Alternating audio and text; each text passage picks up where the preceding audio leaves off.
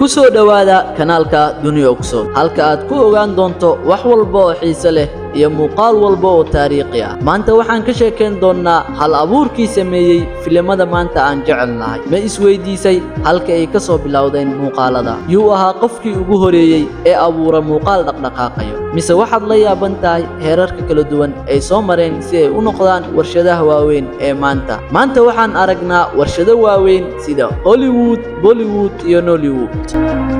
maanta waxaad ogaan doontaa sheekadii ugu horeysay ee filimada laga bilaabo sawir dhaqdhaqaaqayo oo ka kooban cad iyo madow ilaa iyo filimada midabka leh ee maanta aan qalbiyadeena qabsada soo najiistay. Halkan waxaan safar ugu bixi doonaa taariikhda muuqaalada, meel kasta ay soo mareen, bilowgii iyo caqabadihii ay soo mareen, iyo sida ay u bedeleen dunida oo idil.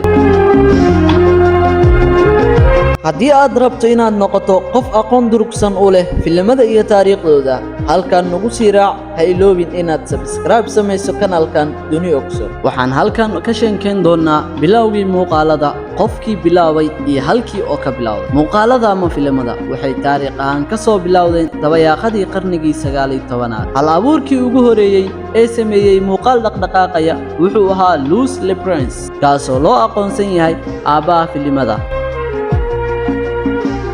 sanadii 1888 wuxuu duubay muuqaal la yiraahdo Ronday Garden Scenes oo socday muddo 2 ilbiriqsi ah.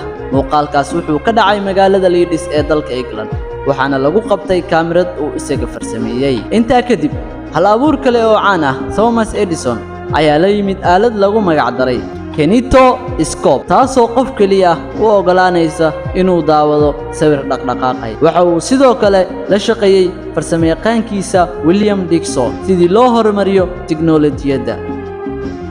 horumar kale ayaa yimid markii walaalaha reer Faransa ee Lumiere Brothers ay sanadkii 1895 ku guuleysteen inay abuuraan qalab lagu magacaabo cinematograph, kaasoo suurtageliyay in dad badan ay si wada jir ah u daawadaan filimo dhaqdhaqaaq leh. muuqaalkii ugu horeeyay ee soo saareen wuxuu ahaa Works Lives The Lumiere Factory, oo noqday midkii ugu horeeyay ee la daawado si dadweyne ah. waxay soo mareen heerar kala duwan oo tiknoolajiyad iyo hal abuur ah. filimada aan codka lahayn intii u dhaxaysay 1890 ilaa 1927 filimadu waxay ahaayeen kuwo cod la'aan ah, sawirro dhaqdhaqaaq leh. waxay ahaayeen kuwo sheekooyinka muuqdo iyadoo loo isticmaalayo qoraallo ku dhex jira muuqaalka. 1927 codkii ugu horeeyay filimka The Jazz Singer oo loo sameeyay sanadkii 1927 ayaa noqday filimkii ugu horeeyay ee cod iyo dhaqdhaqaaq isku darsaday. tani waxay ahayd isbeddel weyn oo taariikhi ah oo warshadaha filimaanta si rasmi ah ugu wareegeen filimada codka ah. sanadkii 1930 midabka filimada, tiknoolajiyadda Technicolor ayaa bedeshay sida filimada loo arko, iyadoo laga guuray madow iyo caddaan loona wareegay filimo midab leh. filimka The Wizard of Oz oo soo baxay 1939 ayaa tusaale wanaagsan u ahaa midabada filimada lagu daray. 1950 dagaalkii telefishinka iyo shaneemooyinka. waqti telefishinka ku soo bateen guryaha dadweynaha, shaneemooyinka waxay bilaabeen inay soo saaraan filimo waaweyn oo xiiso leh si ay u soo jiitaan daawadayaal badan. 2000 tiknoolajiyadda dijitaalka ah, qarniga 21aad, filimadu waxay si buuxda u wareegeen tiknoolajiyadda dijitaalka ah. CGI Computer General Imagery ayaa noqday qayb muhiim ah oo filimada casriga ah lagu dhigo kuwa xiiso badan sida filimka Avatar ee la sameeyay 2009. caqabadaha ay soo mareen filimada muuqaal samaynta.